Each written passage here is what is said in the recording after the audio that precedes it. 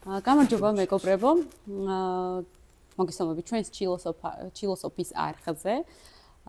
შეგახსენებთ თავდაპირველად ვიდრე მეც მახსოვს რომ გამოიწეროთ ჩვენი არხი და ლაიქოთ ვიდეოები და გვიკომენტაროთ. ამით უფრო მეტ мотиваციას მოგცემთ რომ გადავიღოთ ახალი ეპიზოდები და შემოგთავაზოთ ნაირ-ნაირი თემები.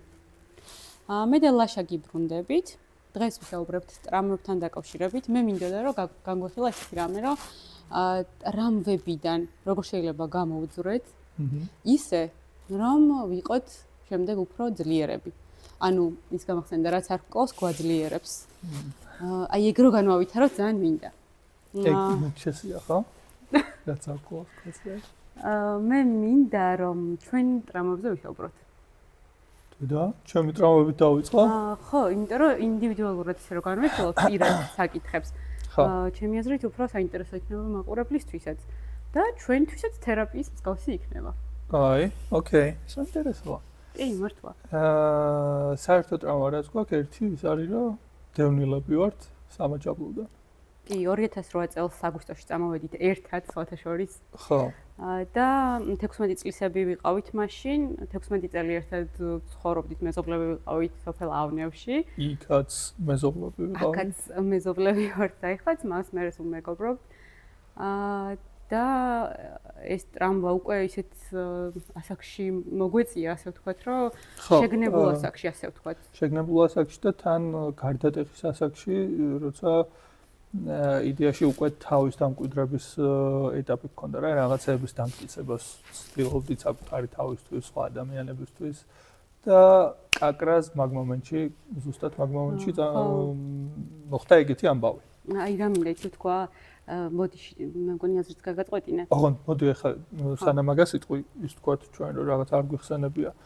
ამის გამო მე და მარიამს და უმრავლესობას ვინც იქიდან დევნილები ვართ, განსაკუთრებით ნეგატიური დამოკიდებულება გვაქვს რუსების მიმართ. რუსების მიმართ.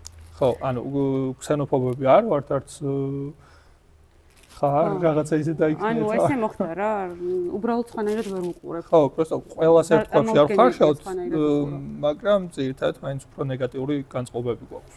ხო.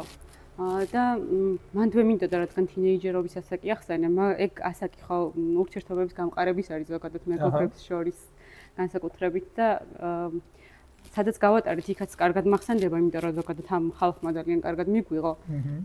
მაგრამ სამაგიეროდ დავკარგეთ ძალიან ბევრი მეგობარი, იმიტომ რომ დისტანციური იყო ჩვენი ურთიერთობები, სიშორე, ეს ამ ყველაფერმა განაპირობა ის, რომ აი ეს 16 წელი ვისთან ერთადაც ვიყავით, ჩვენ კი შევხვდით ერთმანეთი, მაგრამ ვიღაცები ესე უბრალოდ კი, წარმოგიდგენთ რაღაცა ისე გვერდულად გიყურებ ძალიან, მოდი ეს დავშტებით თან და ვიჭორავთ. ხო. წარმოგიდგენთ თან, რომ ეს არის ჩვენ რამდენი წელი 9 წელი ვისწავლეთ ხო იქ სკოლაში? ხო, არა, 10 წელი ვისწავლეთ და 10 წელი. და მე წამოვედი აქ. 12 აქ, ხო. ხო. მეგობრები და ურთიერთობა საგურამოელ კლასელებთან უფრო გვაქვს, ვიდრე იმათთან საერთოდ აღარ მაქვს რა, ეს ძალიან იშვიათად სადმე თუ შევხვდები და სინამდვილეში ეგ ესეთი არა, ვიღაც რო ამბობს ხოლმე რა, ბავშვობიდან ერთად მოვდივართ, სკოლიდან ერთად მოვდივართ. მე მეთქი იცი რა არის, შენ მახსენდები ერთადერთი ვისთან ერთად დღემდე მაქვს ურთიერთობა და დანარჩენი ისე ძალიან იშვიათად. ნუ შენ მაინც ბიჭებთან გაქვს პარი ურთიერთობა, რადგანაც აგურამოში მოუწიათ მათაც ცხოვრება, ჩემი ძმა თუნდაც კლასელი არა, მაგრამ ნუ მას ვამბობ რა კლასელებს, თორე იმ ადამიანებთან ხა დარწმუნებული არ ვარ მე რომ ჩვენ რო სხვადასხვა ადგილას ყოფილიყავით, შეიძლება ჩვენთანაც ესეთი ურთიერთობა აღარ ქონოდა რა. კი, ესეა. უბრალოდ ტრამვაზე გამახსენდა ხა რაც უნდა თქვა მახსოვს ეს შეძახილები რა ახლო წრედან რომ აი შენ სად ყავს მეგობრები არ ყავს ანუ ვერ იმეგობრებ ადვილად ხალხს და ძალიან ბუნებრივი მგონია ეხლა მაშინ ვიგრუზებოდი ეს სიტყვა რომ გამოვიყენო ბოდიშით რაღაცნაირად მიგროვდებოდა ეს რომ რანაირად მეილაპარაკებიან კი შემიძლია მეგობრობა მაგრამ რო ფიქრ მართლა მიჭირდა აქ გეუბნებოდნენ მაგას თუ იქაც როცა იქ ვიყავით აქ ხო და ეს 16 წელი ფაქტიურად ჩაირეცხა ის მეგობრები რაღაცნაირად შემომეფანტნენ და ეხლა უნდა დამეწყოს უთაფურშლიდან მეგობრების ძიება თქვა ესე არ მიყვარს მაგის თქმა, იმიტომ რომ მეგობარს ეს ვერ მოძებნი. მეგობარი უნდა იყოს შენთან შენ სულთან ახლოს, შენ გონებასთან ახლოს, შენ ფიქრებთან ახლოს და ძალიან ბევრი რამით. კი, რა თქმა უნდა, მე დავიმეგობრები ვიღაცები და მე ყავს ეს გაფანტულად ეხლაც გაფანტულად მეგობრები, მაგრამ არა ამარტივი პროცესი მით უმეტეს ამ ტრამვის მერე. აჰა, კი, გეთანხმები. ჩემ შემთხვევაში ეგრე იყო რა, იქ უფრო ისეთი აქტიური ტიპი ვიყავი შედარებით. ურთიერთობები მქონდა რა, იქ მეგობრები მყავდა, ისიც კარგი ურთიერთობაც მქონდა, ვიღაცებთან ჩხუბობდით, რა ვიცი, ნუ მოკლედ იცი ეგ ამბები შენ. მაგრამ რო წამოვედით იქიდან სადღაც ალბათ წელიწად ნახევარი იმის მერე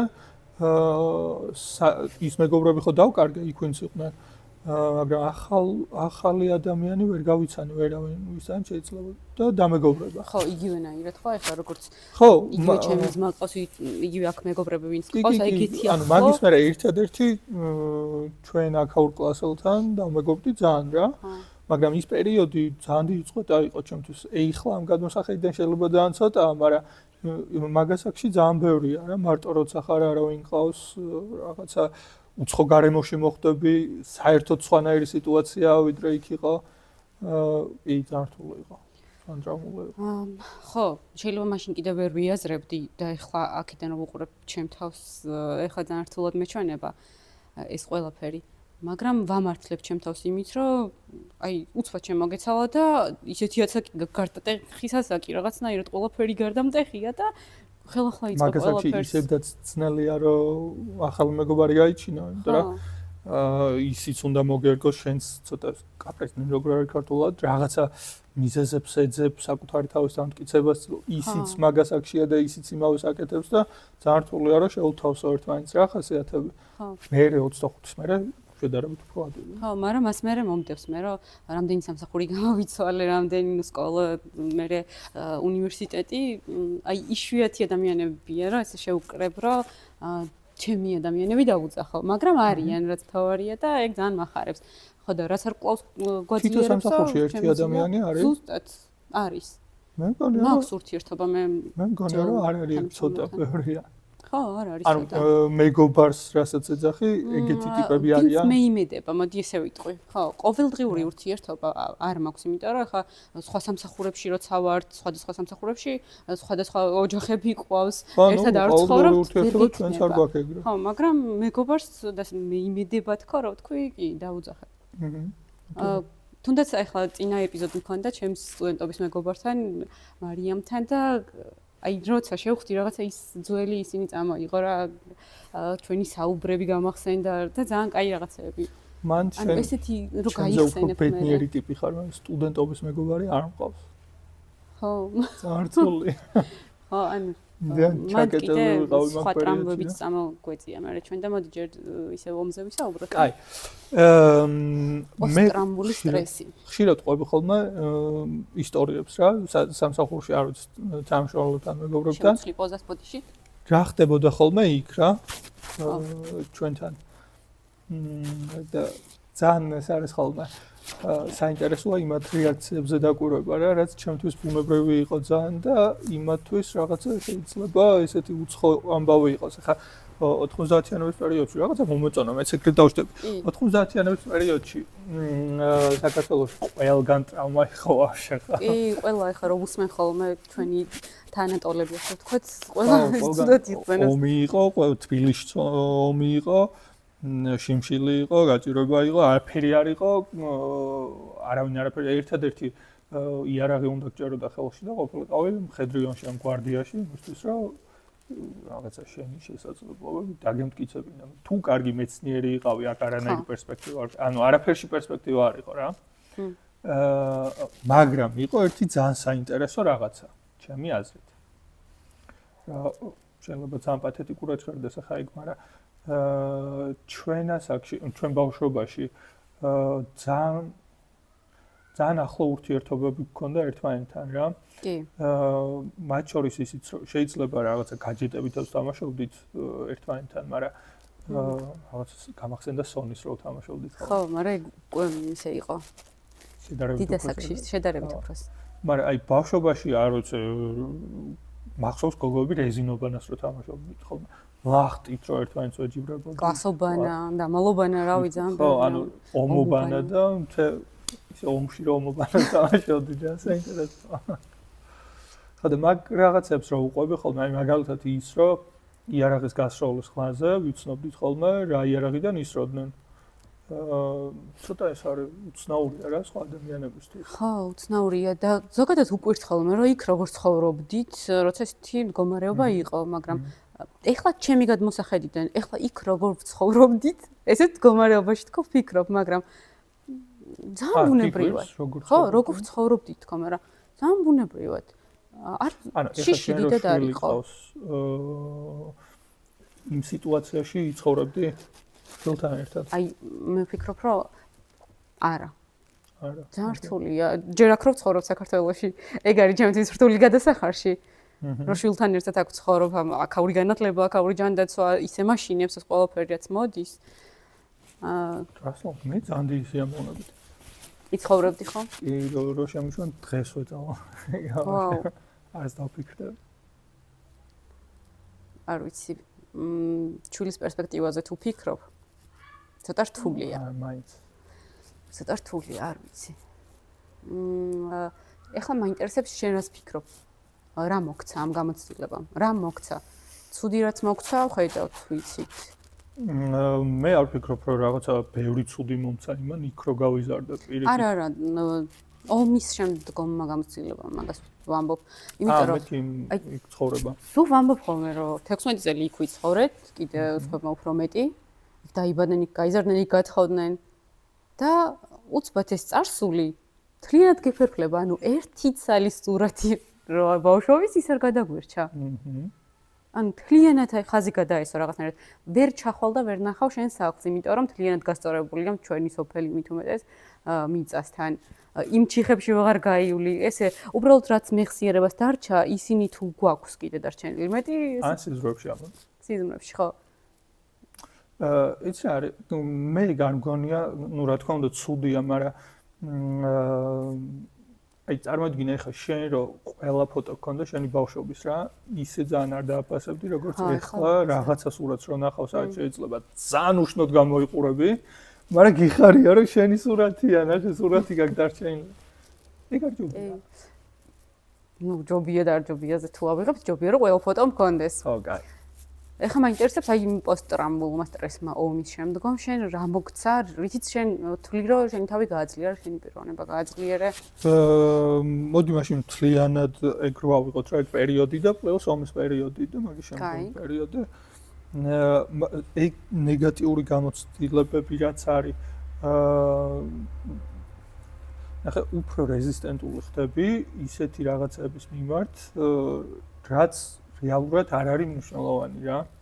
აი მაგალითად ადამიანი შეიძლება დაკარგო, ვინც ესეთი ძალიან ახლო ადამიანი არ იყოს, შენი მეგობარი არ იყოს.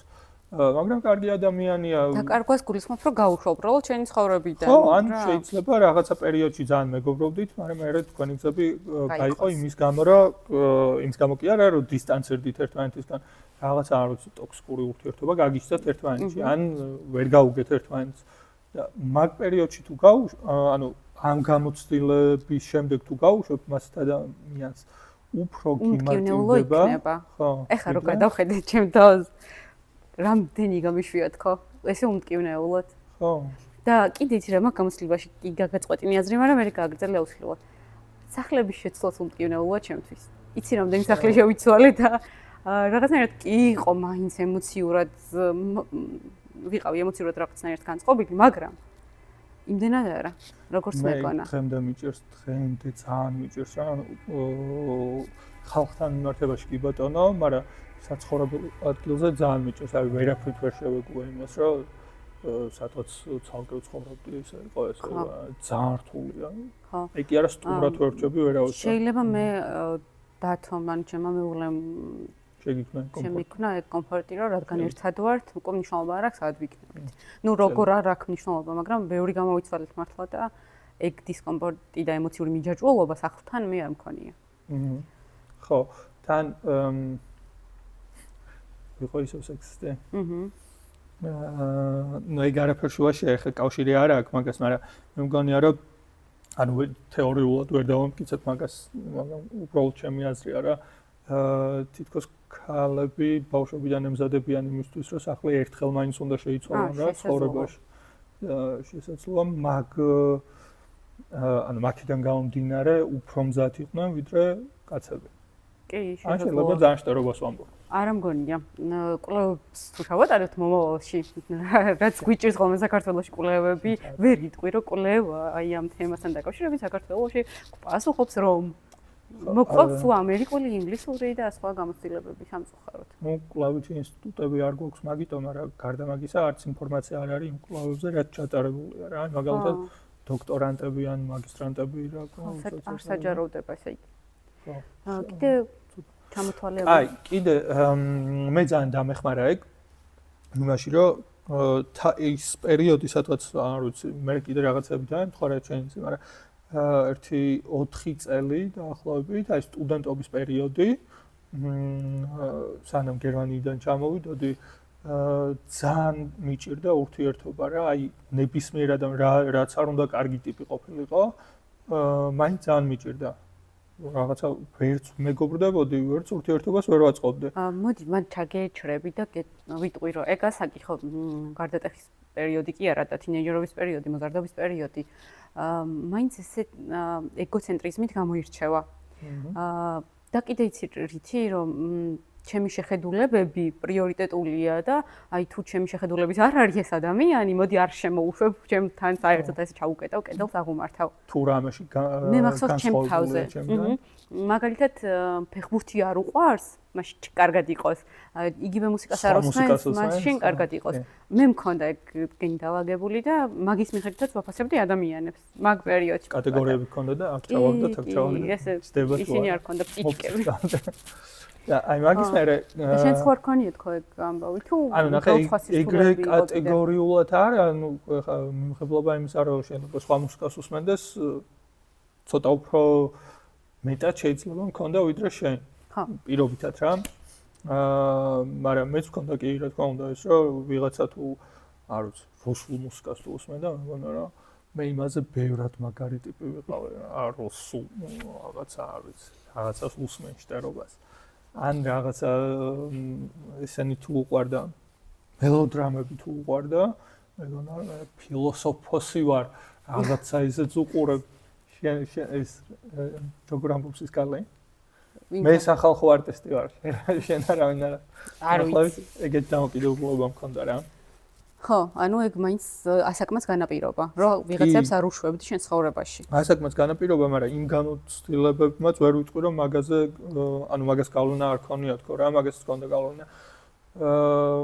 მაგრამ მაგის მერე როდესაც მუშაობა დავიწყე სამსახური როცა დავიწყე აი იმ პერიოდს ემთხვევა ის რომ თავიდან დავიწყე თითქოს სწავლა იმისა როგორ შეიძლება ურთიერთობები აწყო ადამიანებთან და არ არის აუცილებელი რომ ვიღაცა კაი ტიპია და მაინც შენი მეგობარი იყოს ან შენ იმისი მეგობარი შეიძლება უბრალოდ თანამშრომელია და კაი ტიპია რა ხო ან მაინც მეგობარი არ დაუძახო იქიდან წახვალ სხვა გარემოში მოხვდები იქაც შეიძლება იყოს ვიღაცა ეგეთი ტიპი ხო ესე ყოფილი ხოლმე ადრე მახსოვს თქვათ ნუ თანამშრომელია იღე ამხანაგი მეგობარი და ქალი ანუ ეს უკვე ზე იყო და ალბათ ხო ცოტა სასაცილოა ჰქონდა კი ძმაკაცია თუ მეგობარი ხო და იქ მახსოვს ეგ კი არა ეხლა მქონდა ეგ შემთხვევა აი რა გეუბნებოდი ეს კვებაზე თქო ეგეთ შემთხვევა მქონდა გავაცანი სახელით და გვარით თუ სწორად მახსოვს არა ჩემ მეზობელია თქო ესე გავაცანი ხო ჩემ მეგობარს და ისე ეწყინა მეზობელს ეწყინა? ხო, რომ მეზობელი როგორც მეზობელი რატო გამაცანია და როგორც მეგობარი რატო არ გამაცანია. ხო, აი ზოგჯერ ეს სტატუსი თუ რა თქვია. ხო, მე დავფიქრდი რომ მეთქი რა ვიცი, უბრალოდ ესე ვთქვი. თორე არაფერი მაგის უკან არ მიგულისხმია რა. არა და ქვეცნობიერად, არაცნობიერად. ხო. შეიძლება შენც რაღაცა შეიძლება არ არის გამორიცხული. ну მოკლედ ერთი მეორე უпростоრად რაშიც დამეხმარა იყო გაცილებით უფრო ოღონდ რაღაცა პერიოდის მერე რა გაცილებით უფრო მარტივად დაიწყე ურთიერთობები სხვადასხვა ტიპის ადამიანებთან ეგ ალბათ მარტო ომის გამოცდილება არ იყო და ბავშვობის გამოცდილება მერეც ბევრ ადამიანს შეხვდი განსხვავებულს და ალბათ ეგეც დამეხმარა მაგრამ თითქოს ჩემი მიმღებლობა გაცილებით მეტად გაიზარდა სხვა ადამიანების მიმართ კი არა პირიქით სხვების მიმღებლობა ათუ როგორ არა შენ გიღებდნენ მაგრამ შენ არ უღებდი გულის კარებს არ უღებდი გულის კარებს მე გახსენი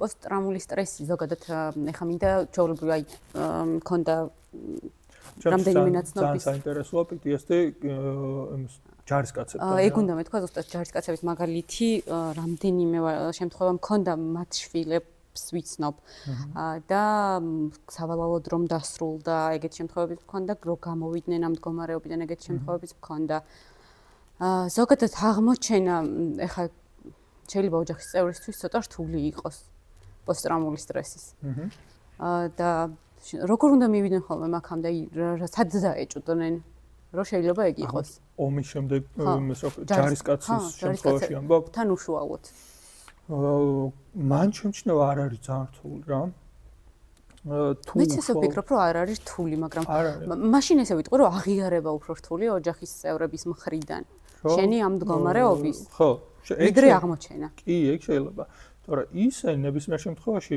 ადამიანი თუ ჯარში ან ამყოფი რაიმე ისეთ მისიაში ერაყში ან ავღანეთში ან აგერ უკრაინაში ან სადმე არ ჩვენთან იქ და უწევდა იმაში საომარ მოქმედებებში მონაწილეობა ჩათვალე რომ ყველას აბსოლუტურად იქნება ოღონდ ხო იმედია უმეტესობა აქედან გამოვა გამოვლინება შეიძლება იყოს სხვადასხვა ფორმით რა ვიღაცამ შეიძლება წავიდეს და შვილი მოკლას ვიღაცამ შეიძლება გაუპატიუროს ვიღაცამ შეიძლება არაფერი არ გააკეთოს ეგეთი მე მქონდა ესეთი ან რაც ვიცი პიროვნებაზე იყო ის რომ დაბრუნდა თავის სოფელში ჩუმად შეიპარა გამოვიდა რამდენჯერმე და შემდეგ უკვე უძილობა ახასიათებდა ეს მოჩვენებები ეჩვენებოდა რომ ხო ჰალუცინაციები და მე მივიდა სუიციდამდე და ვფიქრობ რომ აღიარება ოჯახის მხრიდან იმას უწყობს ანუ სუიციდი გააკეთა კი იმას უწყობს ხელს აღიარება ოჯახის წევრების მხრიდან ჩემი ამ მდგომარეობის რომ დროულად მივიდეთ ფსიქოლოგთან ან ფსიქიატრთან რა მნიშვნელობა აქვს და დროული პოსტტრაუმული სტრესის შემთხვევაში ფსიქოლოგთან მისვლა ჯობია რომ მივიდეთ თუ მძიმე ფორმა ან ფსიქიატრთან და თერაპევტთან რა ვინც კონკრეტულად მაგ თემაზე მუშაობს შეიძლება იყოს ფსიქოლოგი ვინც მაგაზეც მუშაობს მე ვიცი რომ არიან საქართველოში ესეთები კი როგორ არა და რა ვიცი ჩვენი სოფლელების მაგალითაც ვიცი რამდენიმე რომელრე ქონდა ფსიქიური პრობლემები ამ მდგომარეობაში მართვადია ამ შემთხვევაში დღესდღეობით მართვადია მის მდგომარეობა რადგან მოხდა დროული პრევენცია დროული ჩარევა ფოიერვერკებზე მკვეთრ ზოგადად მკვეთრ ხმაურზე და ისეთ მკვეთრ ხმაურზე ჩემი თავი რამდენჯერმე მყავს დაჭერილი იმას ჟალუს რო კეტავენ რა მაღაზიის ჟალუს რკინის ჟალუსები რა მაღაზეც კი რეაქცია მაქვს ხოლმე რა უცებ რაღაცა ისიც ვაკეთებ მკვეთრ მოძრაობას და თავდაც პოზიციაში ვდგები ეგრევე ხო მე არ მქონია მაგაზე მაგრამ მე ხა ჩემი სიზმრები რომ ახსენდება პირველ პერიოდში განსაკუთრებით სულ გავრბოდი და სულ მომდევდნენ და სულ ჩემი დაჭერა უნდა და სოფელში ვიყავი სულ ეგ არ მქონია, მაგრამ სიზმრებს დღემდე მე ალბათ 90%-ს ვხედავ ხოლმე უბანში ჩვენთან, სოფლის სხვადასხვა ნაწილში. აღარ ეს არ არის ძირითადად ნეგატიური სიზმრები არ არის რა, პოზიტიური. ეხლა უკვე არ არის, თავიდან იყო ნეგატიური და სულ გავრბოდი, სულ მახსოვს რომ გავრბოდი. საღამოს ვწერდით და ჩამოგვიბნელდა განათება არ გვაქვს არა და მოგვეწონა ეს ბექგრაუნდი და ამიტომაც გადავწყვიტეთ მეორე დღეს გაგვაგრძელებინა. ამიტომ ვართ სხვანაირები ცოტათი. მე სპეციალურად ჩავიცვი ეს რომ მეთქი. ხო. მე კიდე შემცივდა აქცივა და თბილად ჩავიცი. და დღეს გავაგრძელოთ პოსტტრაუმულ სტრესზე ისევ ოღონდ იცი რა მხრივაც მინდა კიდე შევეხოთ პოსტ რა ქვია, ორსულობის მშობიარობის შემდგომი ტრამვებიც რო განვიხილოთ შეიძლება? თუ ქონია შეხება შენ ვინმესთან? ჩვენ გინდა ის განვიხილოთ. ხო, იმიტომ რომ ჩემ გარშემო ვიცი ადამიანები, ვინც ცოტათი ჩარჩნენ და მე როგორღაც გამოიყვანეს თავისი თავი. რატო შეიძლება იყოს ეგ წარმოიდგინე ახლა ბავშვი იბადება, რაღაცა ძალიან ბედნიერი უნდა იყოს შობლები და უცა დეპრესია. თან ჩვენ საზოგადოებაში ჯერ კიდევ არ არის გაცნობიერებული, რომ არა მარტო ხალხს შეიძლება დაემართოს, კაცსაც შეიძლება დაემართოს. არ მქონია მე დეპრესია, მაგრამ გეტყვი წინასწარ ხოლმე მზადებით ხოლმე საგაიგებ რომ ორსულად ხარ მანამდეც ხო რა ვიცი ხა მე მომემზადე რომ დაგეგმილი იყო ორსულობა დაგეგმილი იყო შემდეგ ნაბიჯები ყველა ხო ვკითხულობდი ვუყურებდი მშობიარობისთვისაც მომზადებოდი მე თვითონ არაფერ ჩვენთან ხო არ არის არც ეგ კულტურა რომ რაღაცა ორსული ქალები იკრიბებიან ერთმანეთს უზიარებენ არა და რა კარგია ეგეთი რა ვიცი ხო გამეკეთებინა თქო თვითონ მე ვერ წარმომიდგენია ეგ არა და მე კი ძალიან მნიშვნელოვანია. იმიტომ რომ მე სანთლით ვეძებდი ხოლმე ჩემს გარშემო აბა ვინ იმშობიერო ვინ გააჩინა ბავშვი რომ იმათთვის მეკითხა რაღაცა აზრები. ხო, ან როგორ მიდიოდა ეს. ხო და რის თქმა მინდოდა ვითომ შემზადებული ვიყავი, მაგრამ მაინც რომ დადგა ის პერიოდი მშობიარობა, მე ბავშვი ცოტა ისე ვიყავი ხელში აყვანა, ძუძუს მიცემა მე პამპერსის გამოსვლობა დაბანა და აი თითეული საფეხური ნაბიჯი ოჯახში ახალი წევრი მე დახმარებასაც გთავაზობენ ხანდახან რო შვილი ყავდა არა არასოდეს რაღაცა ეს ახლა საუთო მაგიდას დადიდა და არა რაღაცა მაშინვე იღვიძებს ეს დედობრივი ინსტინქტი რომ ერთი წამოტირება და შენ გვიძავს უკვე ძალიან სუნთქვას რო უსმენ და ძალიან მალევე იღვიძებს თუმცა რთულია კი გასაზრებლად ძალიან მე ცოტა სხვა კუთხიდან მაქვს დანახული ეგ ამბავი რა დეპრესია მაგ დროს იმის გამო შეიძლება გაჩნდეს ხოლმე რა სხეულის ფორმები იცვლება თუნდაც ის რომ ოჯახის ახალი წევრი თუნდაც ის ნუ ქალის გადმოსახედიდან ვამბობ რა ხო რაღაცა მის სხეულში ჰორმონალური ცვლილებებია და ეგ კიდე ჯერ ხო ისედაც გაქვთ ეგ თოში ერთხელ და მე კიდე დამატებდეს რა და თელი დრამა რო ხო ანუ ძალიან მესმის რომ ძალიან რთული პერიოდია რა უბრალოდ მან ხშირად ამბობენ ხოლმე იმას რომ აი ამ დროს კაცი უნდა დაუდგეს გვერდით და რაღაცა შემსუბუქოს ეს მდგომარეობა რაც აბსოლუტურად ვეთანხმები რა მაგას უბრალოდ წეგან რაც თქვი შენ ხანდახან ის გვაუწყდება ხოლმე რომ კაცი რამხელა კაცისთვისაც რამხელა ცვლილებები დგება ჯერ თუნდაც სხეულის ფორმების ცვლილება და კაცი უყურებს ამ ყველაფერს ხო და თუ მშობიარობას ესწრება კიდე იქ ხო სხვა რაღაცა ხდება საერთოდ გადატრიალება ალბათ ეგეც მე ზეწოლა კაცი ხო არა აი ამ დროს აბა რა გავაკეთო აბა რითი ვუშველო აბა რითი დავეხმარო ბავშვი ავიყვანო არა შეიძლება ემოციური ფონი იყოს ცოლის ისეთი რომ გაბრაზებული იყოს აღელვებული იყოს რაღაცა ტიროდეს რამეზე განსაკუთრებით ორსულობის პერიოდში რაღაცები უნდებოდეს და ნუ წარმოიდგინეთ 9 თვე არ არის მაგის სიგრძნება მარტივი ხო, მეტნაკლებად გააჩნია ხა ვის როგორ აქვს ეს მდგომარეობა, როგორ მიმდინარეობს. გამოხატულება არა აქვს, მაშინ სანთარშინეს მომდეს ან რაღაც არის. ხო. ზოგიერთ შემთხვევაში არა ხოლმე რა ეს. ხო და აი ხა წეგან რაც ვლაპარაკობდით, რომ ფსიქოლოგთან მისვლა ფუფუნების საგანია დღესდღეობით სამწუხაროდ. და უმეტესობა შეიძლება არც იცის ფასი და უბრალოდ არც კი მივა ფსიქოლოგთან, იმიტომ რომ ეს ყველაფერი ვითომ აკნინებს. ხო, ეგ თავისთავად ცდილობენ რომ თვითონ გამოიყვანონ ამ მდგომარეობიდან. მე მგონია რომ ეს არის შედარებით ნაკლებად არის უკვე ეგ რომ ფსიქოლოგთან თუ მივდივარ რაღაც რომელიც ფსიქოლოგი რა შემჭირდება ეგ მგონია რომ ცოტა შემცირებულია. უბრალოდ ცუდი ის არის რომ ისიც რო აიყო რა სადაზღვეო პაკეტებიც რო აიყო იქაც ფსიქოთერაპია ან ფსიქოლოგის კონსულტაცია თითქმის არსად არ არის ზოგიერთ შემთხვევაში მაგალითად თვისგან და მე მგონი დაზღვევაში ეგ რო თავის სამშობლობს უფინანსებდა გარკვეული რაოდენობის ვიზიტებს რა მაგრამ მაგისი კულტურა რომ ჯერ ფსიქოთერაპიაზე სიარულის კულტურა მაინც უფრო ნაკლებად გვაქვს მიუხედავად იმისა, რომ სტიგმა აღარ არის. და გარდა მაგისა, სადაზღვევებით არ გთავაზობენ სადაზღვევო პაკეტებში რა, მაგას. ძალიან სამწუხაროა მართლა. და მოდი აბა უბრალოდ რომ ჩვენ თვითონ ესე გავიაზროთ. ხო, აი როგორ უნდა გამოიყვანოთ თავი ამ მდგომარეობიდან. იმ შემთხვევაში თუ თერაპიაზე ვიზიტის ხო ჩემი აზრით პირველ რიგში ცოდნა გეხმარება. შენი სხეულის ცოდნა, შენ რაც ახსენე ჰორმონალური ცვლილებების ცოდნა. ამიტომ ცოდნა კითხვიდან მოდის და თუნდაც წიგნების კითხვიდან თუნდაც შენ გარშემო უკვე გამოცდილი ადამიანების ხო აზრების გაზიარება. მესამე კიდევ ის არის რომ დააკვირდე შენ თავს.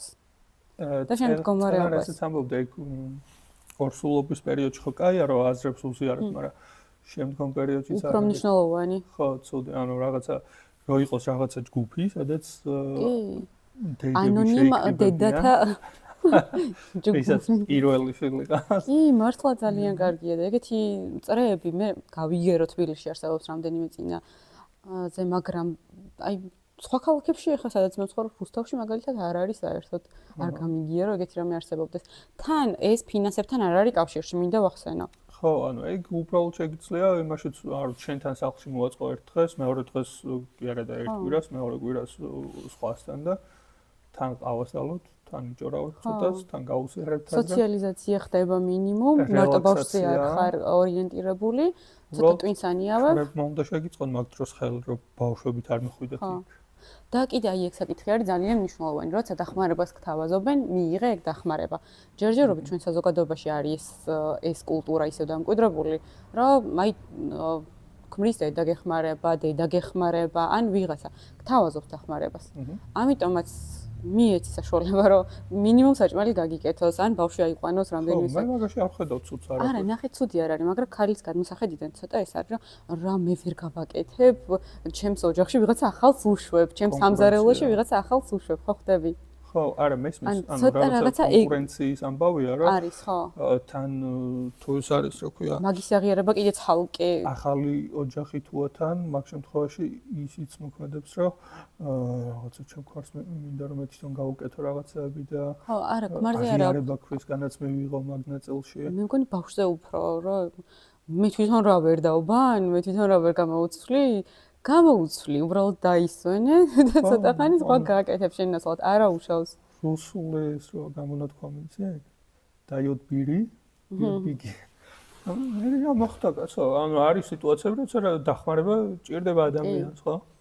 ხო. თუ შემაწუხებელი არ არის და თუ ესე გაწუხებს, რომ აი მე ამას. უკვე ეს ცალკე სტრესავს და დეპრესიაში გაგდებს, მაშინ ჯობია რომ მარტო გაუმკლავდე. ხო. უბრალოდ მაშინ ის აღარ უნდა იწუწუნო, რომ არავინ მეხმარება, ნუ არა წუწუნი შეგიძლია მაინც რა. წუწუნი შეგიძლია ცოტათი. მაგრამ მე რეკ მარს აბეძრებ ამით თავს, რომ მაშინ მოდი და ვიღაცა ავიყვანოთ და გეხმარება. ხო, კი. ეგეც არის. კიდევ რა ახასიათებს ამ მდგომარეობას ახლა ვიხსენებ. 6 წლის წინანდელი მდგომარეობაა ჩემი. მშობიარობის შემდგომ პერიოდს.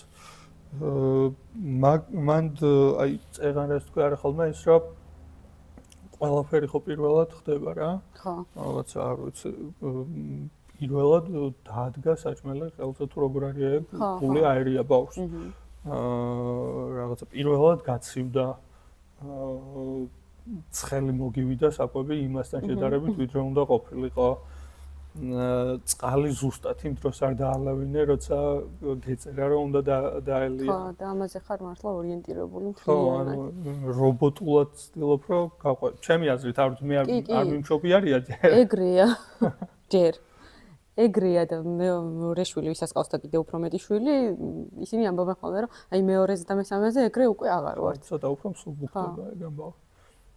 მართლა ეგრე დაფოფინებ თავზე აი ესეთ გამონათქვამი. ხო, და ძალიან აკვირდები ვაფშე ყველაფერს ხო, რაღაცა აი სუნთქვა ახსენე წეგან და ხამე როგორ ჩაისუნთქა, და სწორად ჩაისუნთქა თუ არა სწორად ჩაისუნთქა.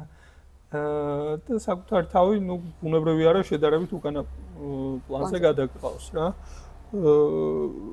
მაგრამ ეგ პერიოდი გრძელდება რამდენი ხანი გრძელდება? 8 კვირამდე როგორც ვიცი, მშობიარობის შემდგომ. არა, ეს პერიოდი დიდხანს გრძელდება, მაგრამ აი ეს დეპრესია არა, ეს მძიმე პერიოდი გრძელდება 8 კვირამდე, როგორც ფიზიოლოგიასთან ერთად წესით უნდა გავიდეს, თუ არ დამცინდა. მაგრამ მე გულისხმობ იმას, რომ პირველად რაღაცები პირველ ბავშვთან ხო ყოველთვის პირველად ხდება რაღაცები და უშუალოდ არ ვიცი, ბაღში წასვლამდე სულ მგონია, რომ მაინც თუ ერთი შვილი ყავს რა, მაინც ყველაფერს მასე უყურებ, რომ აბა ეს როგორ ხდება, სწორად ხდება, არა სწორად. დღესაც აკრე ვარ. მეორე გინდა მაშინ. არა. და აი მაგ ყველაფერს კიდე ემატება უძილობა. ადრე მანამდე ვიდრე მშობიარობდი, ავიკითხე, რომ ვიდრე დრო გაქვთ, დაიძინეთ და თან ჰორმონები იმაშვრება, რომ ძილიანობა ქალს ემატება მაგ დროს ძალიან. მე პირადად ესე მქონდა და ჩემ გარშემო ვინც იყო, ბევრს ჰქონდა კიდე. და კარგად გამოვიძინე, კარგად გამოძირნებული შევხვდი.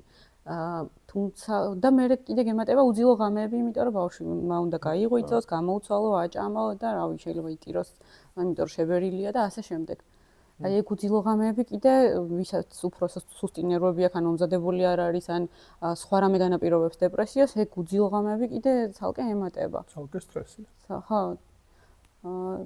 სამსახური თუ გაქვს სამსახური თუ გაქვს და გიწევს გასვლა და 6 თვისთან, 4 თვისთან, რა ვიცი, ბავშვს ტოვებ. ხო, რა ვიცი. რა ვიცი, ბებიასთან. მაგის წარმოადგენაც კი არ მინდა, რა სუდი და ძნელი იქნება. ყველაზე რთული დედისთვის. ხო, შენ არ მოგიწია? არა, მე წელიწადი და 3 თვე მყავდა ელი, სულ მე გავზარდე. სულ მე გავზარდე, არა, რა თქმა უნდა მეხმარებოდნენ, მაგრამ ეს ძირითადად ჩემთან იყო. ანუ შენ მის გვერდით იყავ სულ რა? ოკეი. ანახე, როგორი ორდინგი გქონდა. შენ ამბობ, რომ ის ჩემთან იყო და მე ამბობ, რომ შენ იყავ მასთან. მასთან, ხო. ხო, რა ვიცი, ეგ მიმაჩნია რა ძალიან მნიშვნელოვანი პერიოდია ბავშვისთვის, რომ დედა იყოს მასთან, ბავშვი იყოს დედასთან. ორივე. სიახლოვე ძალიან მნიშვნელოვანია. თან ძიძების შემთხვევაში მე შეიძლება მიჯაჭვულობა ძიძაზე გაჩნდეს და არა მშობელზე. ანუ ის უფრო მნიშვნელოვანი ტიპი არ აღმოჩნდება, მაგრამ ძიძა უფრო მნიშვნელოვანი ტიპი არ იქნება მაინც რა. მაგრამ მშობელთან გატარებული პერიოდი მაინც განსხვავებულია. უფრო ხან მოკლეა ვიდრე ძიძასთან, ესე გამოდის, როცა მშობელი გადის სამსახურში ესეა. ხო, წარმოიდგინე 8 საათი იქ ხარ, რაღაც პერიოდი გძინავს, რაღაც პერიოდი გზაში გჭირდება. ხო, საჭმელს აკეთებ პერიოდულად, რაღაცას აკეთებ და შეიძლება ძალიან ცოტა დრო. კი. როგორ გაუკლავდეთ ესე იგი პოსტ პარტუმ მდგომარეობას? ტრამულ სტრესს ყველაზე კარგი გამოსავალი არის ფსიქოთერაპია. ყველაზე კარგი.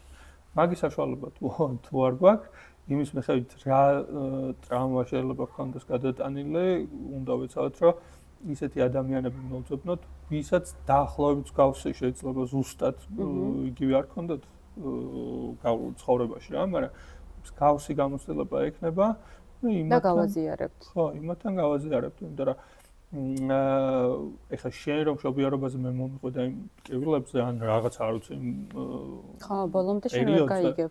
ბოლომდე კი არა, საერთოდ ვერ გავიგებ მაინც, ხო? მაგრამ შენ თუ მოუყვები შენ მეგობარს, ვინც ასევე იმშობიარა და იგივე პერიოდს გადის, გაცილებით უფრო პროდუქტიული იქნება შენთვისაც და იმისთვისაც. აი, ამ თემაზე მეტი აღარ ჩავიდეთ თუ შეიძლება და ერთი რამე თქვი წინა ეპიზოდში და ეხლაც მინდა რომ შენთან გავიარო ეს და ცოტა უფრო ჩავშალოთ თემა. ოკეი. მოვისმინე ერთ-ერთ პოდკასტში და ძალიან საინტერესოდ მეჩვენა, რამდენად შეიძლება ტრამვები ერთმანეთს შევადაროთ. სიმძიმე ტრამვების. ანუ ერთ ადამიანში ორი ტრამვა თუ არა, აი თქვა ერთმანეთს. ესეც მაგალითს მოვიყვან, რომ შენ ძაღლი მოგიკვდა. ხო. და მე ავარია შეჯახებაში მოვყევი, ძალიან ცუდად ვიყავი, ოპერაციები გადავიტანე. რავი. აი, რამდენად შეიძლება შენი და ჩემი ეს ტრამვები ერთმანეთს შევადაროთ? შედარებაში რას გულისხმობ? რომელი უფრო მძიმეა? რომელი უფრო მძიმეა? ოკეი, ეგ ადამიანზეა დამოკიდებული. აი, ზუსტად. ხო და იქაც ეს თქვეს, რომ ტრამვების შედარება ერთმანეთთან არ შეიძლება, რადგანაც ადამიანს გააჩნია. ხო, ანუ რაღაცა და როგორ მოქმედებს მასზე ეს ტრამვა? კი, მაგალითად მე ერთი მასწავლო მყავდა ამასენთ იყო ზუსტად ძაღლი მოვუკვდა, ეგ გამახსენდა რა მაგ პერიოდს და ძალიან განიცდი და რომ მე ვსდიდი იმას, მე ვაჭმევდი, მე ვასეირნებდი ამ ყველაფერს თვითონ ვაკეთებდა რა, თან თინეიჯერია. აცრაზე დაყავდა, ანუ ყველაფერს აკეთებდა მართლა. ხო, როცა ვიღაცაზე ზრუნა, ვიღაცას ვარ, ქართულში ხო ესია რომ ძაღლი რა არის და არა ვინ, მაგრამ რომ ისეთი ახლო სულიერი არ არის ძაღლი? კი, მაგრამ რა არის? მაინც რა არის? ადამიანია მარტო ვინ? მომკლავს დედაჩემი. ხო და ეს არის ანუ იმდენად განიცადა იმან რომ ეხა იმას რომ დაუჯდე და იცი რა ეგ არაფერია კაცო მე ისეთები მაქვს ცხოვრებაში გამოვლი იქნება იდიოტობა. აი მაგ ლაპარაკზე კი კარგი ის მოიყვანე ზუსტად. და მაგის მერე კიდე რამდენი ტრამაში ფიქრობდი იმ დღეს რომ აი ძაღლის გარდაცვალებიდან როგორი სიტყვა შეუღავ გარდაცვალებიდან დაწყებული მე შეიძლება აი ბების გარდაცვალება დაუდგეს ბავშვს აი ყველაზე ისეთ რაღაცას ვამბობ მე შეიძლება რაღაცა ისეთი გარდაცვალებაზე აღარ მაქვს ლაპარაკი მაგრამ ტრამვები ხო ცხოვრების განმავლობაში რაღაცა ეტაპებზე სხვა და სხვა ვიღაცა ადამიანმა უარყო ვინც ძალიან მოწონდა ხო ანუ იმ ასაკში ეს იყო ძალიან მძიმე და დაარჩა რაღაც ასაკში მე ის რაღაცა მძიმე და ანუ ეს შედარება მაინც არ შეიძლება რა. არა, უბრალოდ ანუ არასწორია რა, ეხლა მე შეიძლება ჩემთვის ძაღლს, ჩემი ძაღლს ეკვდილი ისეთი ანუ ერთი და იგივე ტრამაც რო შეადარო რა, შენ მოგიგდა ძაღლი, რატო გადავაკიდე ამ სიკვდილს კაცო რაღაცა. ხო რავი, ძაღლზე ეგ თქვი მაგალითად და იმითო. შენ შეიძლება სხვანაირად განიცადო, მე სხვანაირად ხო, გამოხატვა შეიძლება სხვადასხვა გქონდეს. იგივეა სხვადასხვა ტრამვაზე ავარია ვიღაცისთვის შეიძლება იყოს მანქანაში აღარ მოუნდა შეჯდომა არასოდეს ხო ან ტარება ვეღარ ატაროს ჩემ მეგობარი იყო მასე რა ერთ პერიოდი ვერ ატარებდა რა ავარიის მერე ან შეიძლება საერთოდ არაფერი ეგეთი რეაქცია არ ქონდეს და გააგრძელოს ჩვეულებრივად კი ბატონო, ანუ პირველი რაც არის ტრამვისგან რაც რჩება გუშინაც თქვი, ანუ ამ ეპიზოდშივე იქნება, ანუ შოკია. პირველი. მერე არის შიში, თქო, მოდის ეს შიში, აი რაც შენ თქვი რომ ვეღარ ჯდებოდა საჭესთან. მერე მოდის უკვე ამაზე ფიქრი. და ამ ფიქრის დროს უნდა ვიცოდოთ, რომ ჩვენი თავი ჩვენმა გამოვიყვანოთ მდგომარეობიდან. და არ ვიტრიალოთ ესე იმისავით, ვირთხასავით რა. ხო, ძალიან ხშირად ამბობ ხოლმე შენ პოდკასტებში მაგას რომ ჩვენი თავი ჩვენმა გამოვიყვანოთ. ძალიან კაია ეგ. ძალიან კაია და ვისაც აქვს შესაძლებლობა. კაია. უბრალოდ როცა შენ გრძნობებს და ემოციებს აკვირტები, უფრო მარტივი არის მათი გაცნობიერება. ცოდნას თუ გაქვს. ცოდნას თუ გაქვს, ხო. და მე ანუ ამას მართალია კარგია თვით რეფლექსია ძალიან ხშირად ვამბობ ხოლმე, მაგრამ იმასაც ხშირად ვამბობ, რომ ჩვენი სოციალიზაცია, სოციალური ცხოველები რადგან ვართ თუ როგორც არის, ძალიან მნიშვნელოვანია და შენ რაც თქვი, რომ ერთი და იგივე ტრამვა რაც გაქვთ, ერთი და იგივე სტრესები რაც გაქვთ გადატანილი, მსგავს საზოგადოებაში თუ აზიარებ ამ ყველაფერს, ეგეც უნიშნელოვანესია და გეხმარება. ანუ ფსიქოლოგზე რო აღარ ვილაპარაკოთ. იქ მოლოდინი გაქვს იმისა, რომ კი არ განგსჯიან, ნუ ფსიქოლოგიისადაც არ განგსჯის წესით.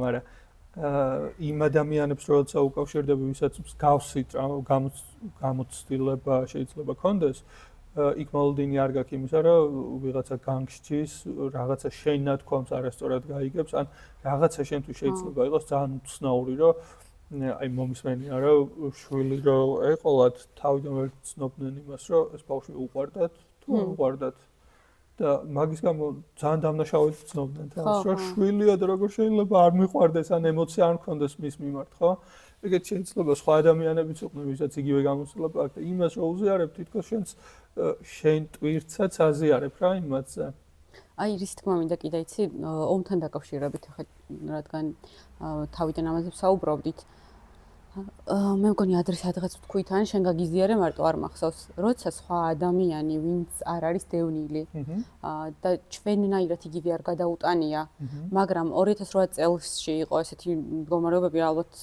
ჩვენ სვენელსაც ახსოვს რომ ბევრი ადგილი დაიბომბა თუნდაც ბორჯომი და სხვა ასე შემდეგ და ისინი რო ყვევიან უბრალოდ რომ აი ეს რო დაიბომბა და ისე ნერვიულობდით რომ აი იქიდან მოვდიოდით და ანუ მე რო ამას მიყვები და მე რო ცოტა უფრო მეტი მკიდია თქო ზურგზე უკან უფრო მეტი ტრამვა თქო, აი ამას ვფიქრობ ხოლმე, რომ მე ხო უფრო მეტი გადავიტანე და რანაირად მეუბნევა იმას და ეხლა ხო მომობდის რომ ტრამვები არ უნდა შეადარო, იმისთვის ის ტრამვა ძალიან ის იყო ინტენსიური და ჩემთვის კიდე ეს ხო, უბრალოდ მე რომ ამას მიზიარებ, რაღაცა მე ისე ვარ ხოლმე, რომ ვერ მიგებს, ეს ვერ მიგებს. ვერ გამიგებს საშკარად. მქონდა ეგეთი შემთხვევა. და მე არ ყვები ხოლმე ჩემ ისტორიას, აი ძალიან იშვიათია რომ მოუყვე ჩემ ისტორიები. მე ძალიან იშვიათი არ არის, მაგრამ ვცდილობ რომ მსგავს შემთხვევაში, როცა ის მიზიარებს თავისას და რაღაც თითქოს ინტერესი არ აქვს ჩემი. ეგ რა, რომ მისთვის ის იყო რა, მნიშვნელოვანი და რაღაცა სასწაული ამბავი მოხდა. ეგეთ შემთხვევა გქონდა წინა სამსახურში ერთ-ერთი ადამიანი, ანუ გორში გქონდა ცალკე ეს რა ფილიალი და ერთ-ერთი გორელი თანამშრომელი წერდა იმას, რომ რაღაცა პოლიტიკური სიტუაცია იყო მოკლედ და გორელებმა რამდენიც გადავიტანეთო, თბილისელებს იმდენი არ გადაგიტანიათო. და უცებ დამკრა ზუსტად ეგ თავში რომ მეთქი გორელებმა, ნუ კაი, ჩვენი ცხოვრობდით რაღაცა გაცილებით სიტუაცია, მაგრამ მე მივხვდი იმას, რომ ისედაც რო აიყო რა, ზოგადად ომი ქვეყანაში არის, ყველას ეხება. ყველა სტრესია, ხო. და გარდა მაგისა, ჩვენ თაობას ან ცოტა უფროსებს რო შეხედო, ტიპებმა იმდენი ომი, იმდენი სტრესი გამოიარეს, რომ იმათ რო ეუბნები, რომ აი ანუ იმათი განცდით შენ რო ამბობ, რომ აი მე ეს გადავიტანე, შეიძლება ისენი ფიქრობდნენ მაგას, რომ ერთი ომის გადავიტანე, მეორეს თბილისის ომის. იარაღით დავრბოდი ყველგან. რიგში ვიდექი პურისა 3 საათი თუ 7 საათი და წყალი არ მქონდა, დენი არ მქონდა, არაფერი არ მქონდა. ხო. მაგრამ აი ერთადერთი რაც გვასწავლა ამ ყველაფერმა, ომმა და დანარჩენმა ტრამვებმაც ისაა, რომ რაღაცებს სუბუქად შევხედოთ, რაც შენ თქვი წინაზე, რომ ვიღაც ადამიანები გაუშვათ მარტივად. ეხლა სახლშიც ოჯახში ეხლა კამათი ყველას მოსდის ხო რაღაცებზე, რომ მოდის ხოლმე ეს კამათები, ვფიქრობ ხოლმე, რომ ეს ხო რა ძალიან უმნიშვნელოა და დათვოსთვის რატო ესეთი მნიშვნელობის ხო? ის რაღაცა უფრო წვრილმანებს ზემოთ აყენებს, მე უფრო ესე ეგ ხასიათის ნიშანი შეიძლება იყოს. ხასიათის ნიშანიც არის აუცილებლად, მაგრამ ვაკვირდები ხოლმე და მე ესეც რომ აი ეს მოხდა და ესე ძალიან ავათხო არ ვარ ვთქვათ და რა მოხდა კაცო ხა გრიპი აქვს გადაიტან აი ესეთ რაღაცა. მე ეგ დავიჭირე ჩემ თავში რა რომ იმდენად უმნიშვნელოდ უყურებ უკვე რაღაცებს რომ ზოგიერთ შემთხვევაში ცოტა იმაზე ვფიქრობ რომ ზედმეტად ხო არ ანუ ზედმეტად ესეთი ეხებზე მკიდია ტიპი ხო არ ვარ თქო. ვერ ვიპოვე მაგის აღარ გამახსენდა. ზედაპირული? მე ხანდახან მაგას ვფიქრობ ხოლმე, ზედაპირული ხო არ ვარ თქო. შეიძლება ან რაღაცა ესეთი რომ თითქოს არაფერი აღარ მაინტერესებს რა. ვიღაცა რო ხედავ რომ ორი ტიპი შეიძლება გამართობდეს იმაზე რომ იმის რა ქვია არმანის ჩასაცმელი ჯობია თუ რაღაც არ ვიცი ვინ არის კიდე ლაგერფელდის ჯობია. აი ნუ კარგი რა რაგაზე კამათი როგორ შეიძლება თუმცა მუსიკაზე მეც მიკამათია თინეიჯერობაში რასაც ვამბობთ. კი და ხა შევცვლი უცბად თემას. ამას წინათ უსმენდი ლეოს სემინარები არის ძალიან პოპულარული საქართველოში და ზემი კოენი არის ესეთი ეგვიპტელი და ებრაელ ფრანგულ ოჯახში გაზრდილი ტიპია და მე რაღაცა ბავშვობის ტრამვებზე ყვებოდა ისეს და ყველაზე დიდი გავლენა რაც იქონია მის ცხოვრებაში იყო ცოლის გარდაცვალება ან ქონდა კიბო ამ ქალს და ძალიან ბევრი მეთოდი მოსინჯეს აი ერთი 50-მდე მეთოდი მოსინჯეთო რომ განკურნა ხო ანუ ქიმიოთერაპიის გარდა ეხა ხო მოდაში არის ფიზიოთერაპია, სიცილის თერაპია და კიდე რაღაცა მცენარეული მკურნალობა 1000 რაღაცა და კი გავუხანგრძლივეთ სიცოცხლე, მაგრამ მაინც დადგა ხო ეს და იქნებო ამით ჩვენ დანიშნულებას პოულობთო, ჩვენ მიზანს თუ ცხოვრებაში რა მიზანი გვაქვს, რა მიზანს ვემსახურებით. და ყველა ადამიანი რაღაცა მიზნისთვის იბადება, მჯერა, მეც მჯერა, ოღონდ უნდა აღმოვაჩინოთ. და იქნებ იმ ქალის, ანუ მეუღლის მიზანი იყო ის, ანუ რომ ამისთვის დაინახვებინა რა იყო უკვე ამისი მიზანი. ოკეი. ანუ ცოტა ჩავიხლართე. ხო, არა მე გავიგე. მაგრამ ანუ მისი გარდაცვალება და მისი ეს ავადმყოფობა იყო ამისთვის საკუთარ თავის პოვნის კი ბატონო. და ამან თქვა რომ აი ამის მერე დადგა ზუსტად ეგ პერიოდი, რომ ვისწავლე ცხოვრებით ტკბობა რა არის. სიხარული რა არის ზოგადად. მე იმ ტკივილთანაც ცხოვრობ, მაგრამ ვისწავლე უკვე ესენი. რაღაცა ძალიან წვრილმანების დაფასება დაიწყე შენ? ომის მერე. მე ვფიქრობ, რომ კი, არ ვიცი მანამდე მახასიათებდა თუ არა, მაგრამ კი. და ელისაც ვასწავლი ხოლმე მაგას, თუნდაც ბუნებით ტკბობა და ასე შემდეგ. ვაი, რაღაცა ამაზე ჭირია. ესთეტიური კი. მე ის მაქვს ხოლმე რა, ეგ ალბათ უფრო მან სამუშაო გამოცდილება მომცა, მაგრამ ადამიანების მიმართ მაქვს ხოლმე აი ძალიან რაღაცა ისეთი რაღაცები შეიძლება დავიჭირო უმნიშვნელო და იმით ძალიან დიდი სიამოვნება მივიღო რა, მაგალითად ადრე იყო ხოლმე სიტუაცია, იმაზე ერთ-ერთ ქუჩაზე ჩამოვდიოდი და ერთი შიშონპირი მოწყალებას თხოვლობდა ხოლმე რა და დამინახავდა დიწვერი მქონდა მაშინ გაუმეკიდებოდა და მამაო როგორ ხარ მომდევდა ხოლმე კითხულობდა ისეთი სასიამოვნო იყო ჩვენ ერთვარს გადავსახავთ ხოლმე იმასაც ყავყარო და ხო და ძალიან კაი იყო რა და ეგეთ დეტალებში ვყოლ ხოლმე მუღამებს ხო და რა მნიშვნელოვანია რომ ეს იპოვა და ეს ხო პოსტტრაუმული სტრესია, ესეც ხო რაღაც ტრაუმის შედეგად გამომუშავებული რა ვიცი, უნარია, რომ ცხოვრებისგან მიიღო სიხარული, სიამოვნება. კი, მაგიტომ უფრო რაღაცები, ცუდი რაღაცები რაც შეიძლება მოხდეს ცხოვრების გამოცდილებაა, მაგრამ ჩვენთვის ცუდი გამოცდილება მე სხვანაირად ვერ აღვქვა. ცუდი გამოცდილებაა, მაგრამ გაძლევს საშუალებას იმისას, რომ პიროვნულად გაიზარდო და გაცილებით უფრო ღირებული რაღაცები დაინახო რა ადამიანებში ან არ ვიცი ცხოვრებაში ან საზოგადოებაში. ხო და ზუსტად მაგით მივდივარ, ანუ იმ თვითრეფლექსიის მერე და თუ სოციალიზაციას ახდენ ამ შენი ემოციების, იმ ჯგუფში ახდენ ემოციების გაზიარებას, რა ჯგუფსაც ესმის შენი. მერე უკვე მოდის ეს რაღაცა, რომ შენი ტკივილები გაიტანო ფართო აუდიტორიაში და მათ დაეხმარო უკვე შენი გამოხვიდე TEDx-ზე და ისაუბრა იქ საჯაროდ შენ გამოსულ. ან საჯაროდ თუ არა სტენდაპი და იქ ისაუბრო კომიკურ ჭრილში. ეხა მაგალითად შენ თქვი რომ არ მიყვარს ესე გამოსვლა ხალხის წინაშე, მაგრამ შენ შეგიძლია სხვანაირად გააზიარო ხო ეს ყველაფერი. შენი გამოცდილება გადაიტანო ისე რომ ხო. თუნდაც ფსიქოთერაპევტი ხარ და ის რა ქვია ეხმარები კლიენტებს. ან დავწერო რამე. ხო, როგორც ახლა წერ წიგნს. წიგნს წერ. ძალიან მაგარ წიგნს წერ. ელოდეთ. პრეზენტაციაზე დაგპატიმი. ამ კაცმა თქვა ესეთი რამე, რომ ბედნიერება სხვა რაღაცაა და სიხარული სხვა რაღაცაა და ბედნიერება ძირითადად დაფუძნებული არის მატერიალურზე. მე ესე გავიგე, რაც მაგან თქვა, შეიძლება არასწორად. ოკეი. აი მაგალითად მინდა ვიყო ბედნიერი და ბედნიერებისთვის საჭიროა ფული, ჩემთვის. და ფულისთვის რა არის საჭირო? ის რომ განათლება მივიღო, ერთგან ვისწავლო, მეორეგან ვისწავლო.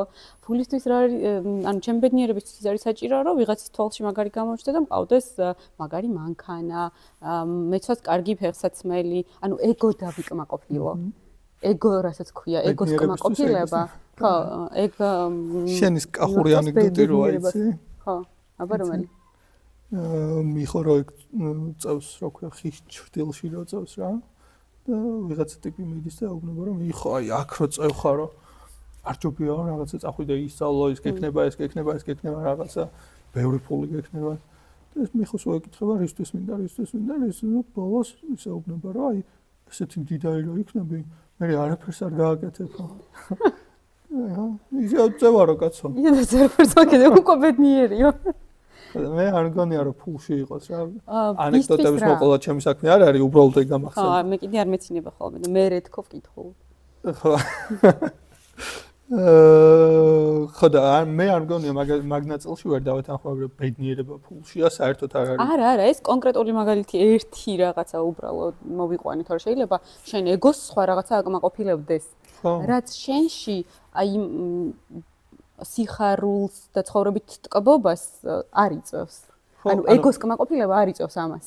ანუ ცალკე დააყენა რა ეს. მატერიალური ნაწილი მე მგონია რომ ბედნიერ შეიძლება რა ვიღაცისთვის იყოს, ან შეიძლება თუ ნახეთ თუ ისინი გაქვს ელემენტარული საჭიროებები გაქვს დასაკმაყოფილებელი და მაგისთვის გჭირდება მაშინ შეიძლება მოგეხმაროს რა მაგრამ თუ გაქვს მე მგონი ადრეს თქვით სადღაც რა რაღაცა პირობითად თვეში შოულობ 1 მილიონს და მეორე თვეს იშოვე 1.5 მილიონი ის 9.5 მილიონი მეტი შომა არ მოგიტანს ბედნიერებას რა კიდე 20 ლარით რო ხელფასი მოგიმატოს მაგას უფრო იგრძნობ ხო შენ თქვი კი ვახსოვს სადღაც თქვი მართალია ეგ ამბავი უბრალოდ თან ვეთანხმები ამ კაცს და თან ესე საინტერესო მოსაზრება და ფიქრი შეიძლება მასლოუ არ დაეთანხმებოდა მასლოუს პირამიდა როგორ შევაჯამოთ ხალხს რა ვურჩიოთ გამოწერა ვისაც არა გამოწერა ბოლოს ვურჩი თუ გინდა ვთქვა თაქვე მე მაგას ვურჩევ ეგ ირჩევთ რომ გამოგვიწეროთ რამდენ იმაზე ვართ 252 ვაუ მაგარია კაია ნორმალურად გვემატება რა ვშ ხო იმანდაც ხო ესე უნდა კონდეს დალაგებული რომ ის რა ქვია ეგრევე მილიონი გამომწერი კი არ გვინდა და ჯერ გვინდა და 1000 და ავიდეთ როგორ მე-1000 და მე კიდე ვიძრუნო სხვა რაღაცეებს ამას ახლა შენ გამომწერებისთვის აკეთებ თუ შენი ტრავმების დაცლავისთვის ამას ვაკეთებ წინადაც თქვით მე მგონი იმისთვის რომ კი ბატონო რეფლექსიას ვეწევით გვსიამოვნებს ერთმანეთთან ლაპარაკი მე მგონი ესეც რაღაცა ისეა რა უსასყიდლოდ უზიარებთ ხალხს ჩვენს ცოდნას რაღაცა ინფორმაციას გავიგებთ უზიარებთ და ვიშიც სიამოვნებს და ისეც მოუნდება მოგვისმენთ და რაღაცას მიიღებს რაღაცაზე ჩაფიქრდება და კი მე მგონია რომ უნდა გამოგვიწერონ უნდა მოგვიწონონ დაგვიკომენტარონ იმიტომ რომ რაც აინტერესებს ხო რაც მოსწონთ არ მოსწონთ უფრო გავიგებთ და ესეც რეფლექსია იქნება თქვენგან მომავალი. მოდი რჩევებით მისვათ ტრამვებთან დაკავშირებით. ოკეი. აი როგორ უნდა დააღწიონ თავი ამა თუ იმ ტრამულ მდგომარეობას, ხო? ბევრი არსებობს და ხო, ნუ მაგაზე დეპრესიამდე რო არ მივიდნენ და ეხლა ხო ესეთი მიდგომაა ზოგადად ლაიფ კოუჩების მიდგომა არის ესეთი რომ არ უნდა შეხვიდე იმ ჩიხში. გაიგებ რომ ეს ტრამვა გაქვს, მაგრამ შენ აწმყოზე უნდა ორიენტირდე. ხო, მე არ ვეთანხმებ მაგ ამბავს რომ არ უნდა გაიგო შენ ტრამვა საიდან მოდის.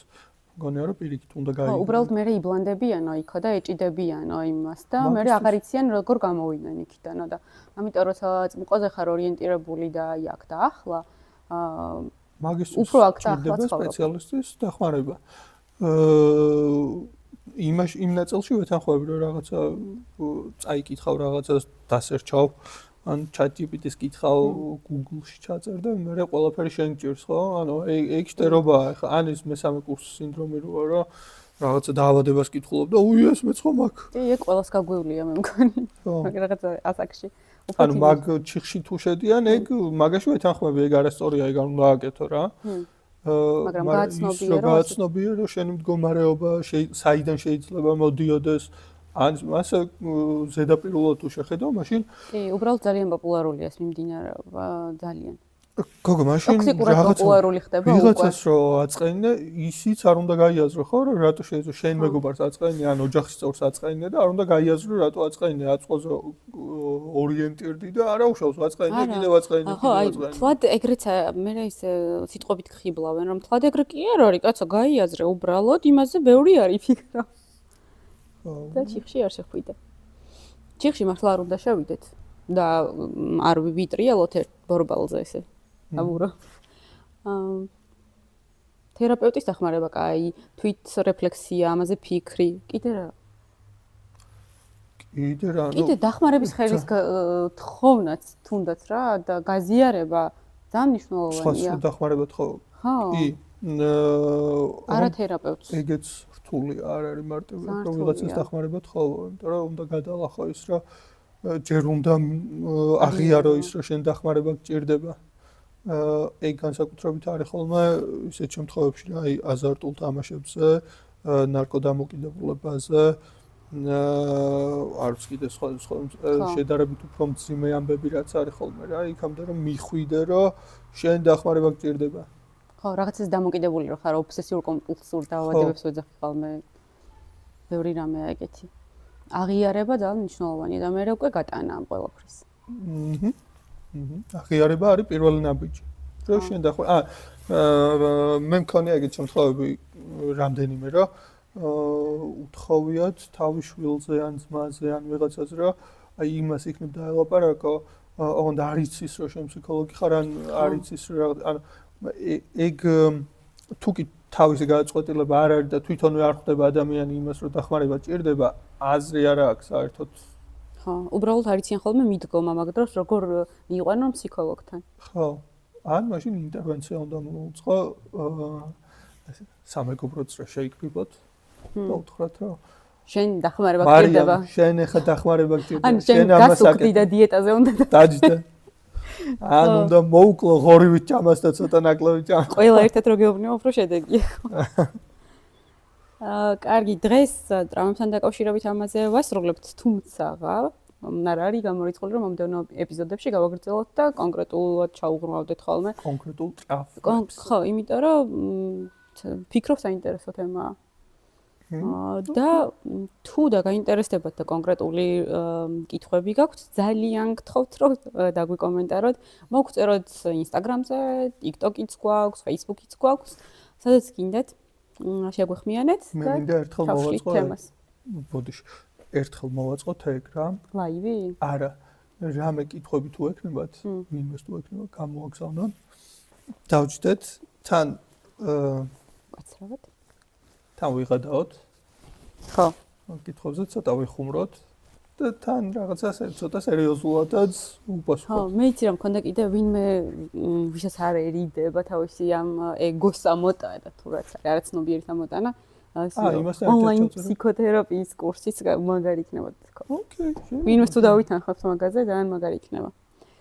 ამ ეტაპზე ჩვენ გემშვიდობებით და შევხვდებით შემდეგ ეპიზოდში. ნახვამდის. Ciao.